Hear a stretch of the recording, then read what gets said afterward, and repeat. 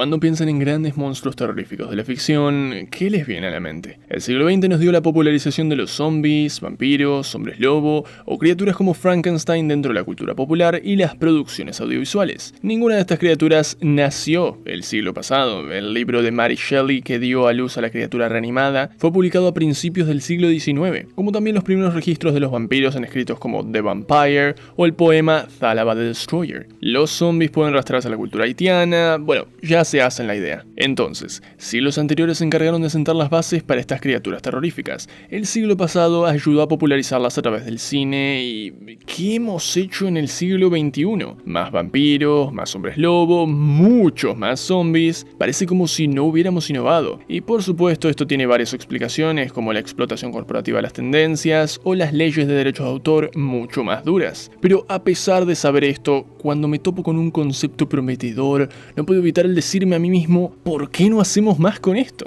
Así es como llegamos a Shingeki no Kyojin.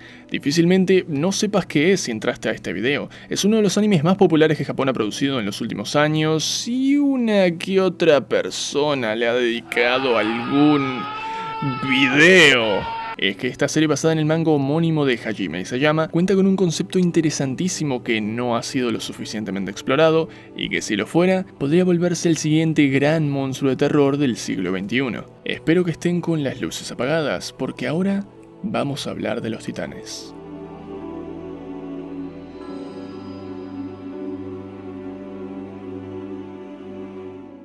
Creo que hay tres factores que influyen en qué tan terrorífico puede volverse un monstruo en nuestra percepción. El aspecto visual, que a su vez se encuentra directamente vinculado al psicológico, y finalmente el cultural. Todos los demás monstruos que vimos tienen sus puntos fuertes en estas áreas, así que hablemos acerca de por qué los titanes de Shingeki no Kyojin llegan a ser tan efectivos, empezando por lo visual. La raíz de todos estos puntos es más fácil de entender si vamos hacia atrás. La primera pintura que vieron al inicio del video es la obra Saturno devorando a su hijo del artista español Francisco de Goya. En ella se puede apreciar cómo el titán Cronos devora de forma muy gráfica el cuerpo de su hijo, quien ahora ha sido reducido a simplemente un pedazo de carne. Como saben, Cronos es el titán de la mitología griega que devoraba a sus hijos por miedo a la profecía que decía que un día uno de ellos lo derrotaría y pondría fin a su reinado. El titán en esta pintura tiene una figura humanoide, con una expresión que denota locura y un tamaño sobrehumano cuando lo comparamos al de su hijo. Visualmente, la simplicidad del concepto es tal vez una de sus cualidades más efectivas. Los titanes son criaturas enormes con una figura humana, pero no son humanos. Esto se deja claro en los detalles, especialmente los del rostro que, con facciones exageradas, deformadas o directamente grotescas, ayudan a recordarnos que estos son más que humanos grandes. Shingeki no Kyojin incluso lo lleva más allá con los llamados excéntricos, titanes únicos que además de ser grandes cuentan con cuerpos o habilidades que los vuelven incluso más letales. Y yo sé que a simple vista puede no parecer la gran cosa, pero es porque aún no nos hemos adentrado en la psicología detrás de este diseño y lo que representa.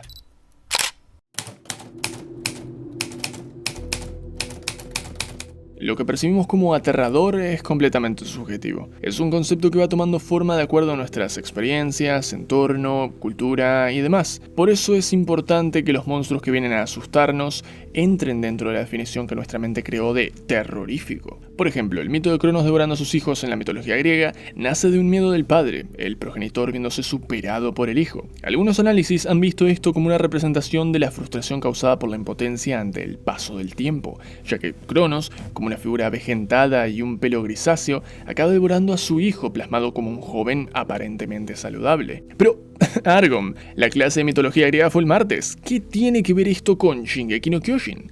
Pues todo. Psicológicamente hablando, los factores más importantes a la hora de crear una obra de terror que permita resonar con las audiencias son la tensión, la relevancia y, aunque suene contradictorio, el irrealismo. Este último tal vez les resulte raro, pero cuando vemos algo horrible ocurrir en pantalla, lo que nos permite digerirlo sin sentirnos como unos degenerados es la tranquilidad de que esto no ocurrió en la vida real. Por eso para muchos es más difícil ver un documental con imágenes fuertes que una película con escenas similares. Cuando se trata del diseño de un monstruo pasa algo similar. Estamos llenos de aliens genéricos con diseños complicados que cuando terminamos de ver la película no dejan el más mínimo impacto y después tenemos un zombie. Una persona con maquillaje que con iluminación adecuada puede hacer que te cagues en los pantalones. El diseño humano del zombie se siente más real, cercano. Lo mismo sucede con los vampiros originales y también con los titanes. La animación japonesa está llena de monstruos gigantes que veremos más adelante, pero el titán termina siendo el más terrorífico por sus características humanas que permiten que baile por el valle inquietante y sea realmente efectivo para asustarnos. Aunque, esperen un segundo. ¿Qué carajos es un titán? Ahora es cuando el ilustre que se leyó el manga 7 veces me empieza a dar una clase en los comentarios y no me refiero a que es un titán argumentalmente hablando. Dijimos que en la mitología griega el mito de Cronos era una representación que le daba peso a una simple imagen del gigante comiéndose una persona. ¿Qué tan seguido sucede eso? Aquí es cuando exploramos el tipo de monstruo gigante más popular en la cultura japonesa, el kaiju. En los años 30 salía King Kong, siendo un fenómeno mundial que tuvo mucho éxito en Occidente y Asia. Esto incluye claramente a Japón. En los años 50 sus reestrenos fueron igual de populares, por lo que la productora japonesa Toho tuvo la idea de dar a luz a un monstruo gigante, una criatura imparable que nace a partir de uno de los momentos más oscuros de Japón, Godzilla. Esta, además de ser una película buenísima y una gran innovación en cuanto a efectos especiales se refiere, también es un filme con un mensaje muy concreto, planteando la misma pregunta: ¿qué es Godzilla? Godzilla es la bomba atómica, es Hiroshima y es Nagasaki, es el ser que viene a mostrarnos cómo el gobierno puede fallar en los momentos más importantes y cómo un humano puede terminar siendo el peor de los monstruos. Lo que hizo a Godzilla no solo una película exitosa, sino un clásico, un ícono de la cultura japonesa, es que le hablaba directamente a su audiencia. A menos de 10 años de una de las peores tragedias de la historia de Japón, una película sobre un dinosaurio gigante venía a reflexionar junto con la gente sobre lo que había pasado.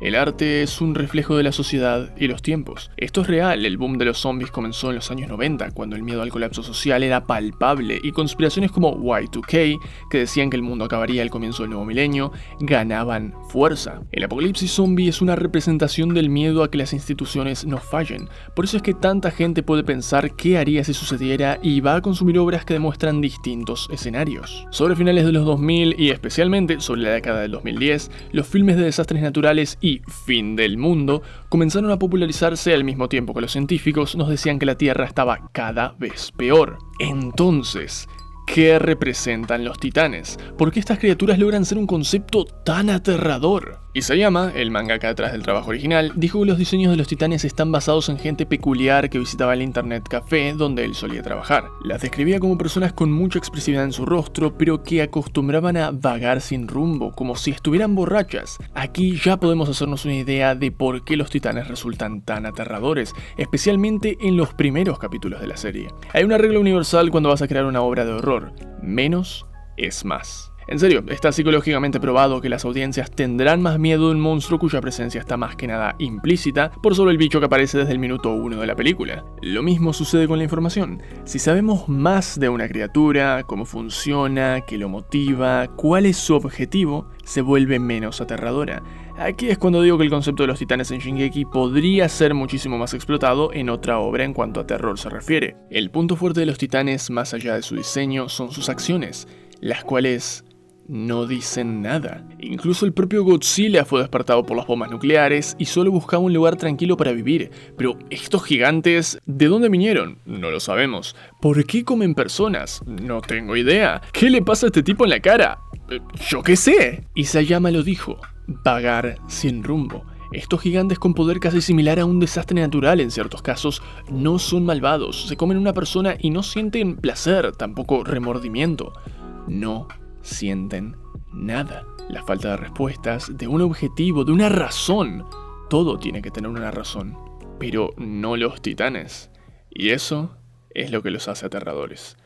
Y ahora respondo a la pregunta que muchos tendrán en su cabeza. Sí, la mayoría de estas interrogantes que vuelven al titán un monstruo de horror potencialmente fantástico son respondidas en Shingeki no Kyojin, porque en lugar de plantearse como una obra de horror, la serie decidió tomar la ruta de un shonen con misterio. Por eso es que cosas como ¿qué son los titanes?, ¿de dónde vienen?, ¿por qué atacan las murallas?, son respondidas a medida que pasan los episodios, haciendo que el titán pase de un monstruo terrorífico a un enemigo más e incluso una molestia para soldados como Levi o Mikasa. Si no me creen, vean los primeros 7 capítulos de Shingeki no Kyojin antes de que se revele que Eren es un titán. Atmósfera, suspenso, el énfasis en la fría crueldad de los titanes y la impotencia de los soldados ante estas criaturas. Ya cuando uno de los buenos tiene el poder de convertirse en un monstruo gigante a voluntad, todo esto se pierde y cuanto más aprendemos de los titanes, dan menos miedo. Pero al final es interesante plantearnos, ¿qué hubiera pasado si la serie hubiera ido por otro camino? ¿Qué tan aterrador podría llegar a ser un titán como el de Shingeki, que cuenta con un diseño muy bueno y una relevancia psicológica y cultural importante en una obra de horror? ¿Cuántos comentarios pidiéndome que hable de animes de los que jamás voy a hablar voy a tener que leer?